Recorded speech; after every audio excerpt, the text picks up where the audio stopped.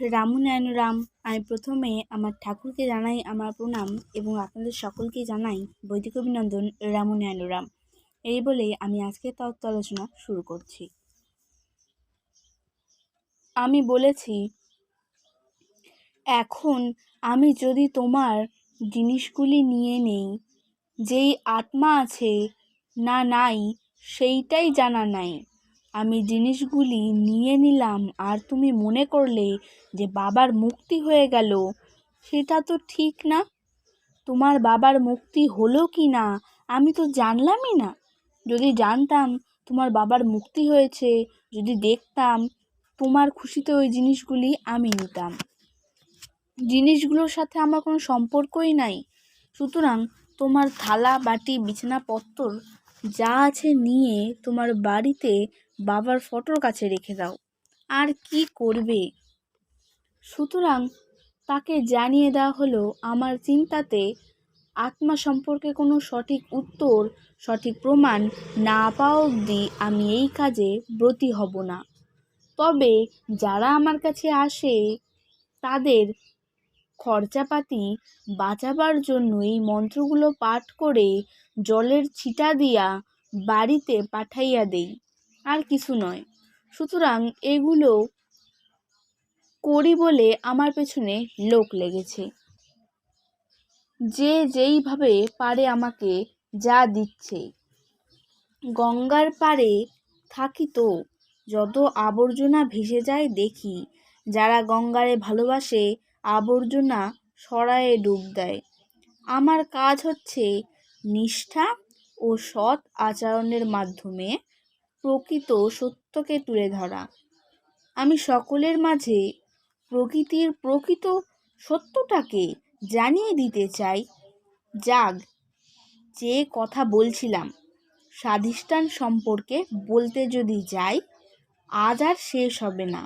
তাহলে চিন্তা করে দেখো, একজন মানুষকে খুন করতে যদি যাও কত শাস্তি পাবে, আর এই যে জ্ঞাতে অজ্ঞাতে লক্ষ লক্ষ খুন করে চলেছ, তার বিচার কে করবে বলো? তার শাস্তি কি হওয়া উচিত আমাদের? এই শূন্যময় জগতে শূন্যে স্থিত সব কিছু, তার ভেতর থেকে দর্শন, স্পর্শন, শ্রবণ, ঘ্রাণের এই যে উপলব্ধিগুলো আমরা পাচ্ছি, বুঝতে পারছি, এগুলো কোথা থেকে আসছে, কিভাবে আসছে বলতে পারছি না। দেহের ভেতরে কে বুঝে বলতে পারবে না? কে জানে, কে দেখে বলতে পারবে না? কে স্বাদ পায় খুঁজে পাবে না? দেহের মধ্যে কোথাও খুঁজে পাবে না। কে দেখতাছে কে, সেটার শেষ খুঁজে পাওয়া যাবে না। কে বুঝতাছে খুঁজে পাবে না। কে খাচ্ছে খুঁজে পাবে না। কে স্বাদ পাচ্ছে খুঁজে পাবে না। বলতে গেলেই সব কেমন নিখোঁজ হয়ে যায়, কিছুই ধরা যায় না। এই রহস্যময় জগতে রহস্যের ইঙ্গিতে চলছে সব কিছু। এখানে আমাদের কি করা উচিত? জীবের অল্প আয়ু, 17 থেকে 80, 80 থেকে 90 বছরেই শেষ। এই অল্প সময়ের মধ্যে আমাদের কি করা উচিত? এই সৃষ্টিটা কেন হলো, সৃষ্টির কারণ কি, চিন্তা করে দিশ পাওয়া যাচ্ছে না। গভীর চিন্তার সুরে মগ্ন থাকো।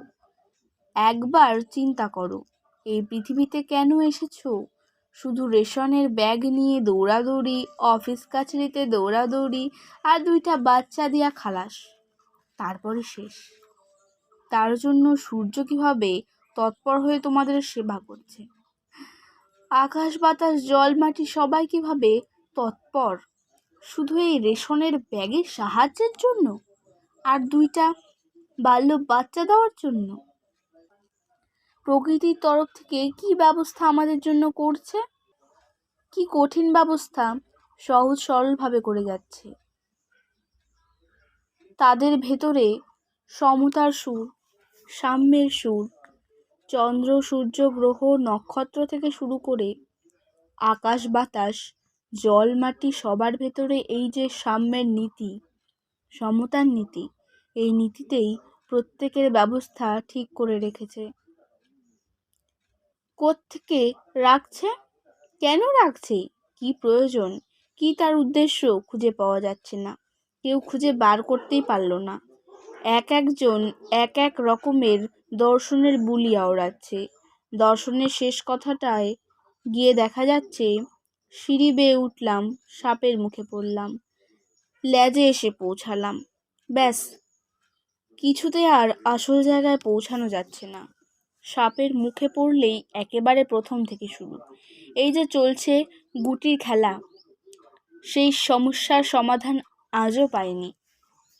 তোমাদের কর্তব্য তোমরা করে যাবে,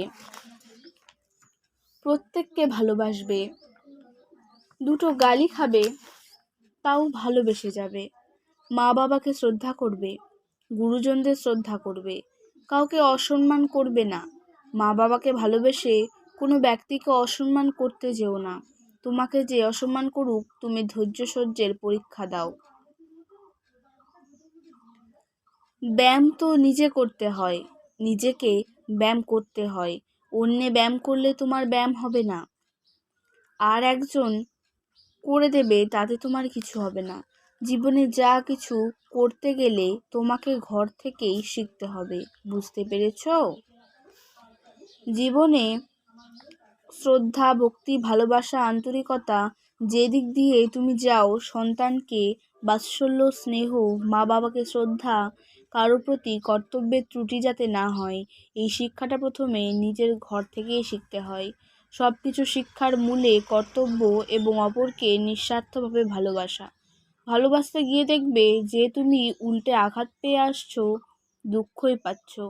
তাতে তোমার মনে জাগবে, কেউ বুঝতে চেষ্টাই করলো না, আমাকে একবার জিজ্ঞাসা করলো না, ইচ্ছে মতো যা খুশি উক্তি করে গেল।